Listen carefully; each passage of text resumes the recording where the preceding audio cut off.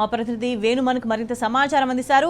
వేణు, ఇప్పటిదాకా మన ప్రతినిధి మహబూబ్ నగర్ నుంచి నరేష్ చెప్పినట్లుగా ఏ పథకానికి సంబంధించి చూసుకున్నా కూడా ఏది కూడా అమలు చేయని పరిస్థితి, అన్ని విధాలుగా అడ్డంకులు ఆటంకాలు ఏర్పరిచిన పరిస్థితి కనిపిస్తుంది. అంటే ఈ ప్రభుత్వం ఏం చేస్తుంది అని అంటే, ఏదైనా పథకానికి సంబంధించి పైలట్ ప్రాజెక్ట్ అనే మాట చెప్పింది అని అంటే అది అమలు కాదు అనే విషయం ప్రజలకు అర్థమవుతుంది. ఏ పథకానికి సంబంధించి అయినా ప్రభుత్వం ఒక డెడ్ లైన్ పెట్టింది, ఈ తారీఖు నాడు అమలు చేస్తాము, ఈ తారీఖు నాడు ఫినిష్ చేస్తామనంటే అది కూడా అమలు కాదనే విషయం ప్రజలకు అర్థమైపోతుంది. ఇంకేదైనా సమస్య వచ్చినప్పుడు దానికి సంబంధించి కమిటీలు వేసిండు అనంటే అది కూడా దాని గురించి ప్రజలు మర్చిపోవాల్సిందే అన్న సంకేతాలు ఈ ఏడాదిన్నరగా ప్రభుత్వం ఇస్తా వచ్చింది. మరి ఈ ప్రభుత్వం ఏం చెప్పితే వాళ్ళు చెప్పిన మాట అమలు అవుతుంది అని ప్రజలు నమ్మాలి. సో ఏ విధంగా చెప్తే ఒక పథకం అమలు జరుగుతుందనే భరోసా ప్రజలకు రావాలి. ఏడాదిన్నర దాటిపోయింది, ఇంకా ప్రజలు ప్రభుత్వం చెప్పే అబద్ధపు మాటలను ప్రగల్భాలను నమ్మే పరిస్థితిలో ఉన్నారా? జిల్లాలో సిచ్యువేషన్ ఎట్లా ఉన్నది? స్వేచ్ఛ కాంగ్రెస్ ప్రభుత్వం అధికారంలోకి వచ్చిన తర్వాత మొట్టమొదట చూసుకుంటే అంటే ఇప్పుడైతే ప్రస్తుతం చూసుకుంటే బర్నింగ్ ఇష్యూ ఇందిరమ్మ ఇండ్ల విషయంలో కూడా సరైనటువంటి న్యాయం జరుగుతలేదు, అర్హులకు ఇవ్వట్లేదు అంటూ కూడా కొద్దిసేపటి క్రితం ఇటు కమలాపూర్ మండలం అంబాల్లో కొంతమంది లబ్ధిదారులు పాయిజన్ బాటిల్స్ పట్టుకొని వచ్చి అధికారుల ముందు నిరసన చెప్పినట్టు నేపథ్యం మనకు స్పష్టంగా కనిపించింది.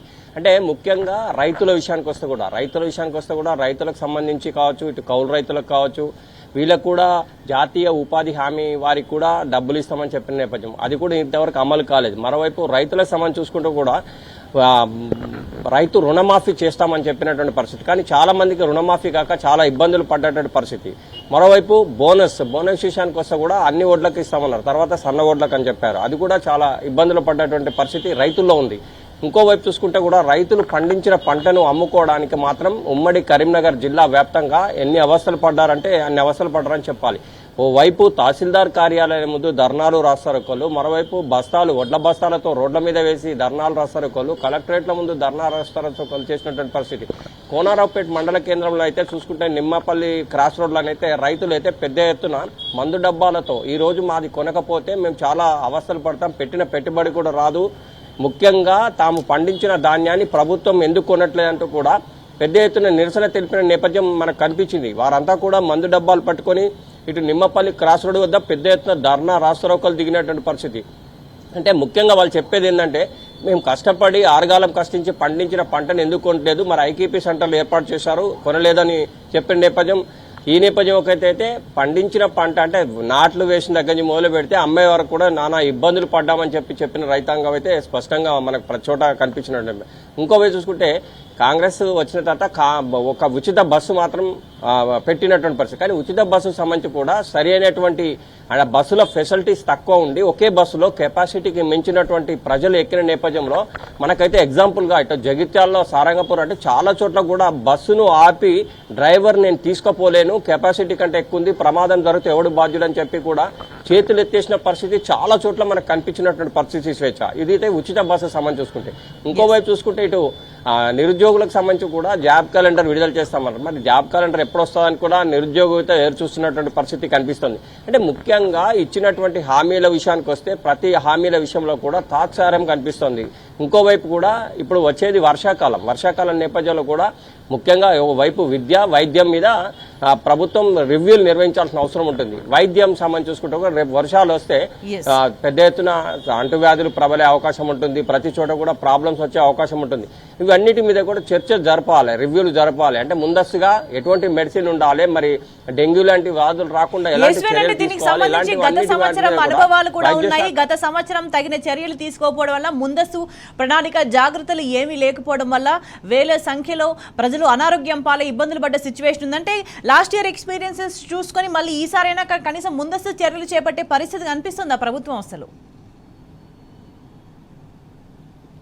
ప్రస్తుతానికైతే అట్లాంటిది ఏం కనిపించట్లేదు స్వేచ్ఛ. ఎందుకంటే గతంలో చూసుకుంటే సివిల్ హాస్పిటల్ ప్రభుత్వ హాస్పిటల్లో ఓపీ పేషెంట్లు 500 నుంచి 600 వచ్చేవారు, కానీ ఆ వర్షాకాలం తర్వాత చూసుకుంటే మాత్రం పెద్ద ఎత్తున అంటే 1000-2000 మంది కూడా దాటినటువంటి పరిస్థితి ఉంది. ఇంకోవైపు మెడిసిన్ కూడా బయట కొన్ని తెచ్చుకోండి, కొన్ని మేము మా దగ్గర ఉన్నాయి ఇస్తామని కూడా గత సంవత్సరం చెప్పిన నేపథ్యం.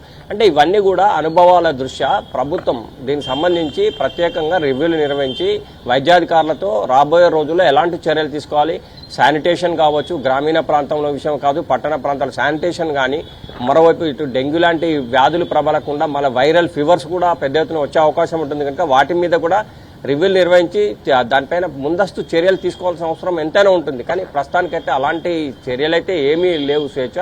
ముఖ్యంగా వీళ్ళు చెప్పేది ఏంటంటే ప్రజలు కూడా ఒకటే చెప్తున్నారు ఏంటంటే మాకు ప్రస్తుతం ఉన్న పరిస్థితుల్లో ప్రైవేటు వైద్యం అంటేనే చాలా ఖర్చుతో కూడుకున్నటువంటిది.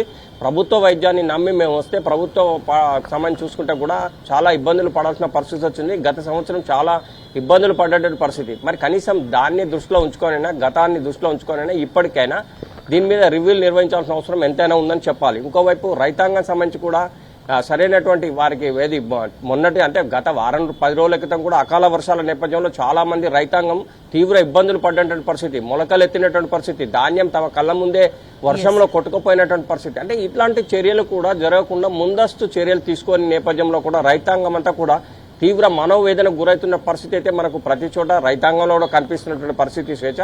అంటే ఏదేమైనా కానీ ఇచ్చిన హామీలు అమలు చేయడంలో ప్రభుత్వం ఎందుకు వైఫల్యం చెందుతుంది, దీని మీద రివ్యూ చేసుకోవాలి. మరి ప్రజలు పెద్ద ఎత్తున ఎన్నుకున్నటువంటి పరిస్థితి నేపథ్యంలో మరి ప్రజలకు ఇస్తామన్న హామీలు ఎందుకు ఇవ్వట్లే అని చెప్పి ప్రతి వారు కూడా అడుగుతున్న నేపథ్యం మనకు ప్రతి చోట కనిపిస్తుంది. అంటే ఇప్పటికైనా ఇచ్చిన హామీలు నెరవేర్చడం కంటే కూడా కనీసం ప్రారంభించిన హామీలన్నా కూడా పూర్తి చేయాల్సిన అవసరం ఉందని చెప్తున్నాం. ముఖ్యంగా గత సంవత్సరం అంటే గత ప్రభుత్వ హయాంలో పైలట్ ప్రాజెక్ట్ హుజురాబాద్ ని దళిత బంధుకు సంబంధించి ఒక ప్రాజెక్ట్ పైలట్ ప్రాజెక్ట్ గా తీసుకున్నటువంటి పరిస్థితి.